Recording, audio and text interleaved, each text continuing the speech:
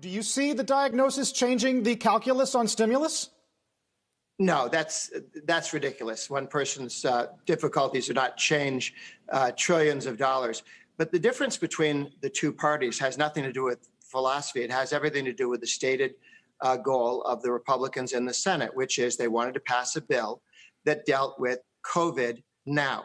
Nancy Pelosi had $3 trillion wish list, which included bailing out all sorts of corrupt city problems where they didn't pay their money into their pensions, like the teachers, like the Teamsters pension from 30, 40 years ago.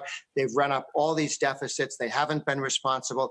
And she wanted to use this problem, said, I won't solve any COVID problems until you give me trillions of dollars extra. There's $500 billion that the Republican Senate said, look, we can agree to this. This deals with COVID. This deals with testing. This deals with getting health care to people. Nancy Pelosi's wish list is another $2.5 trillion of other things. The answer to those other things is no.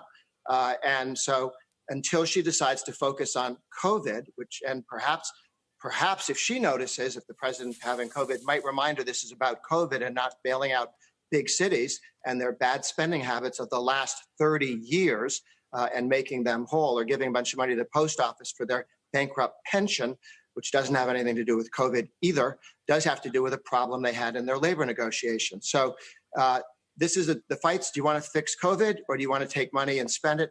What Nancy Pelosi did was make all the Democrats, including the ones who promised to run as reasonable bipartisan moderates, and had them vote for a subsidy for corrupt and incompetently run big cities instead of getting the money to COVID needs. So that's her political decision. Right. I think she made the wrong, which is why the Republicans are not willing to bail her out with several $1 trillion.